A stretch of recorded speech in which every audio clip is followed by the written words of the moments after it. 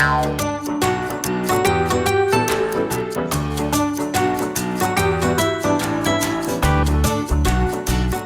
forest.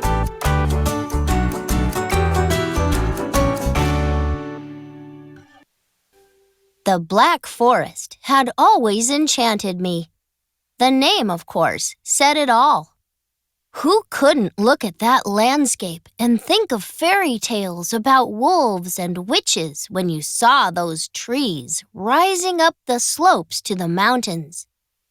I'd grown up on those tales written by the Brothers Grimm, the ones about hardy woodworkers and their children who live in the delightful valleys, about those children getting lost in the woods, about the imaginary nightmares that waited for them in there. The sight of the forest always filled me with a sense of anticipation. My mother always said I had an active imagination. For example, she would say, "Lothar, you can look at a ruined shed and see in its place a woodsman's hut. You can glance at a fallen log and imagine that it is a tiny house for fairies. You can hear a waterfall in the distance and notice under its sound the laughter of elves." She encouraged my imagination, fed it with books and stories and movies and fables and myths. In fact, my favorite book was a book called Myths and Legends. "Imagination is one of the finest qualities," she said.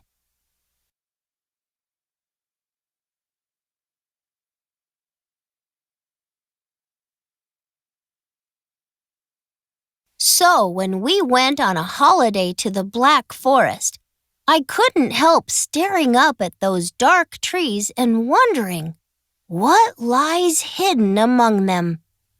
You might not know, but the Black Forest is in the southwest of Germany, near the mountains.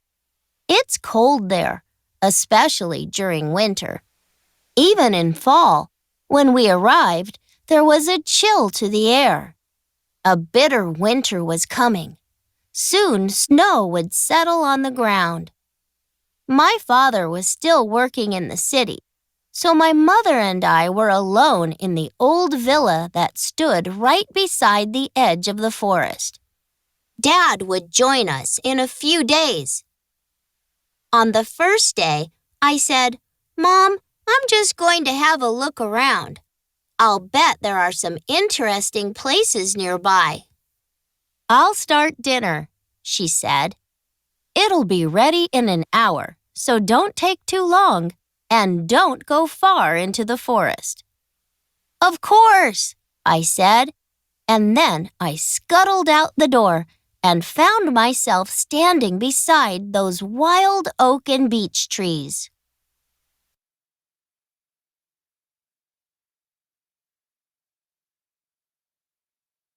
The sun was descending, and long shadows were forming beneath the forest canopy. Inside, I thought I could see the eyes of animals, but then I realized it was just my imagination. In fact, I was just seeing the last few spots of sunlight as they flittered on the trees. The place had an ominous air. All the memories of the fairy tales came back to me again. Then I realized that even though the forest seemed frightening, it was also full of promise.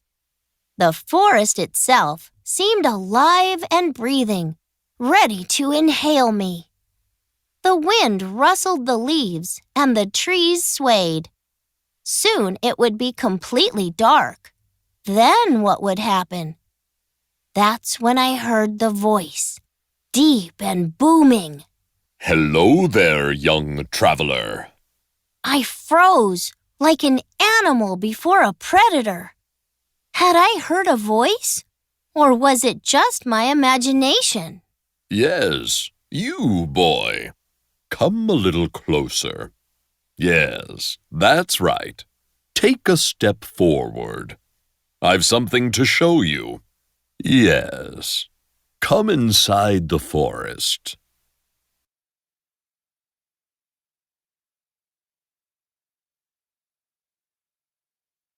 Caught in some sort of trance, I entered the forest. I followed that soft, beguiling voice until I saw a trail before me. Along that trail. Yes, there. Along the trail. Into the forest I walked, along what seemed to be an animal trail. Eyes stared from the darkness to either side of me. Now I could see the outlines of the beastly phantoms. They were trolls, terrible, monstrous creatures with long arms and knobbly faces and razor-sharp teeth. Like great gorillas, they moved in the deep places of the forest. Had I made a fatal mistake? It was almost nightfall.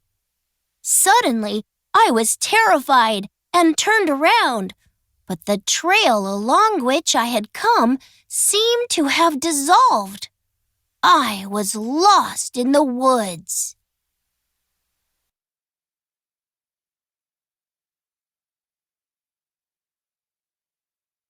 Then the path seemed to light up ahead of me. The contrast to the darkness was startling. I stepped into the warm light. Gas lamps hung to either side of the path, their flickering flames radiating out and bathing me in their golden warmth.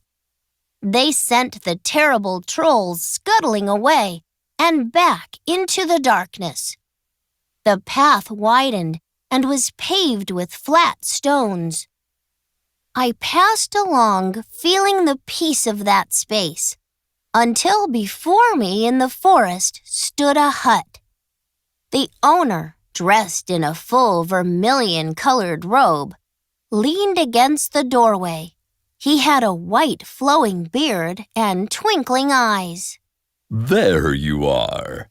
The man said in the same voice I'd heard earlier. Do enter my humble home. It's no mansion, but it's homely enough.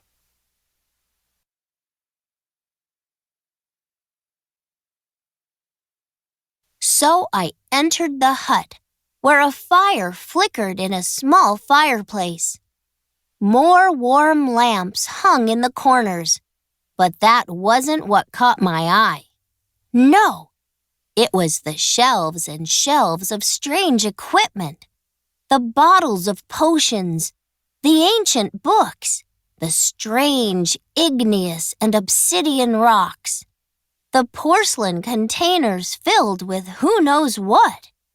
I stared at them with amazement. I'm Egrin, He said. I'm cooking soup. Do you want some? No, thanks, I said. I better not spoil my appetite.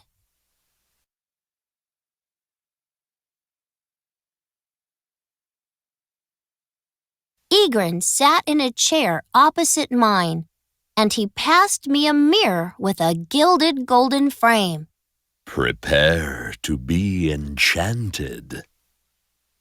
The mirror was heavy in my hands, and when I looked into its face, I didn't see anything of interest. In fact, the mirror didn't reflect anything at all. It doesn't work, I said. Egrin laughed. You have to tell it what you want to see. Again, I looked into the mirror. This time I said, "Mirror, show me my father." For a moment, the mirror looked cloudy. Then, in my mind, I saw my father. He was driving in a car on the way from the city.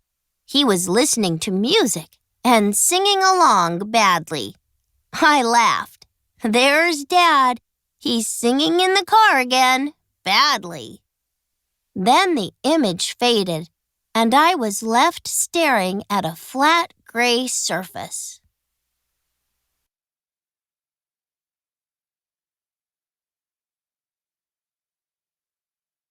Do you always live here?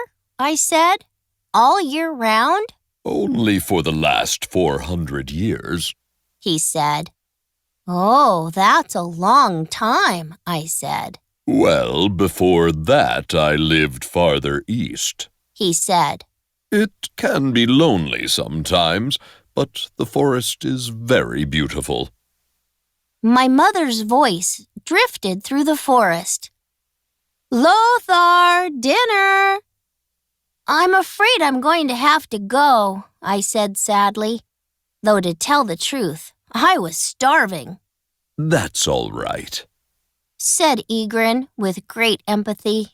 You can come back and visit any time. So he showed me out the door and watched as I jogged down the path.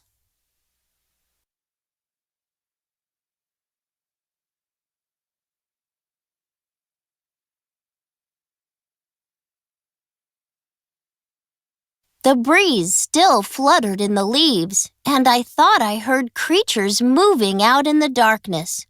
But none of this worried me as I wandered back along the trail. Before long, I passed from that wondrous forest and saw the warm lights of the villa glittering in the twilight. A second car was parked beside the first, like two animals resting for the night. Through the window, I could see my father moving around the kitchen and talking to my mom. My father had arrived at the villa early as a surprise. When I opened the door, Mom said, "There you are. I was beginning to feel worried.